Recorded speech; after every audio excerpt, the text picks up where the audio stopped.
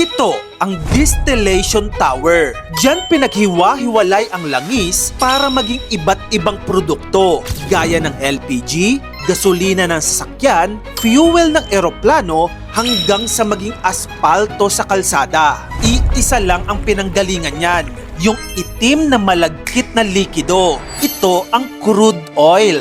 Opo, yung mukhang putik na iyan, diyan galing halos lahat ng ginagamit mo araw-araw.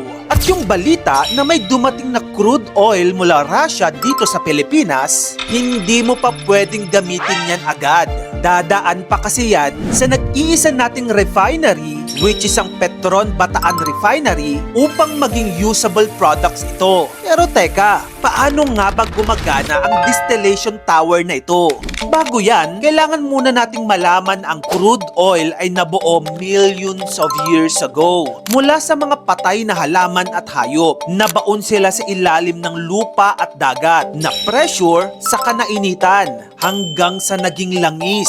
Ngayon, hinuhukay ito sa mga oil fields sa buong mundo. Ang mga top producers ng crude oil ay United States, Saudi Arabia at Russia. Ngayon, yung mga crude oil na nakuha, pupunta yon sa tinatawag na refinery. Kasi nga, hindi mo magagamit kapag crude oil lang siya. Kailangan muna siyang painitin sa 350 Celsius up to 400 Celsius. Habang umiinit, naghihiwalay ang langis base sa bigat. Yung mga magagaan, umaakyat sa tore. Yung mga mabibigat, nasa baba. Parang layering. At dito sila naghiwa-hiwalay. At dito nabubuo ang 7 major products. Ano-ano ang mga ito? Yung una, yung nasa pinakamataas na layer, dito nabubuo yung pinaka-light na gas na nakikita natin sa mga LPG, which is ginagamit natin yan sa mga lutuan. Ang proseso niyan, kinokolekta nila yun sa taas, saka kinokompress para maging liquid. Yung pangalawa naman sa pinakamataas ay ang gasoline. Ito, ginagamit natin to sa mga sasakyan natin. Ang proseso naman nito, galing ito sa naphtha range at dumadaan sa cracking at reforming. After niya, nagiging gasolina na.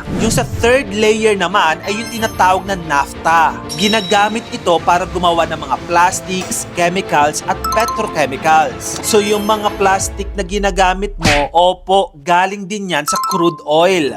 Yung pang-apat na layer naman ay kerosene, which is nagiging jet fuel yan na ginagamit sa lahat ng mga eroplano. Nasa gitna yan ng tore. At ang proseso naman yan, nililinis nila para maging stable at safe sa high altitude. Panglimang layer ay yung diesel na ginagamit sa mga trucks, buses at heavy equipment. Mas dense ito. Less processing ang kinakailangan nito kumpara sa gasolina, pero mas mataas ang energy content nito. Pang-anim na layer ay fuel oil.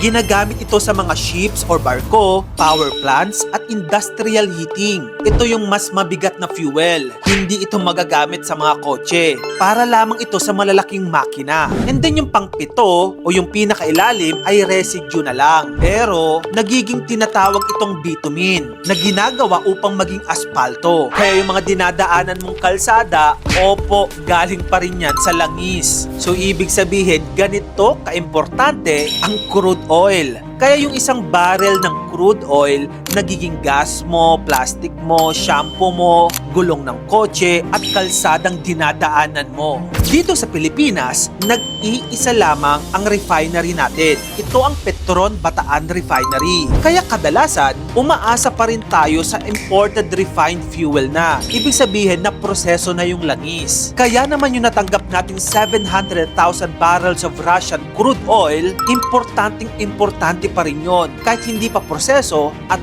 least meron pa rin tayong crude oil. Kaya naman ngayon alam mo na ang importansya ng crude oil, hindi lang yan basta langis. Pundasyon yan ng modern world. At yung distillation tower, parang factory yan ng lahat ng ginagamit ng sangkatauhan. Kung gusto mo pa ng mga ganito pang informative contents, dito lang yun si channel ko, kaya follow ka na. Mag-subscribe ka na rin sa aking YouTube channel. Yun lang, maraming salamat sa panonood mga kamagkano.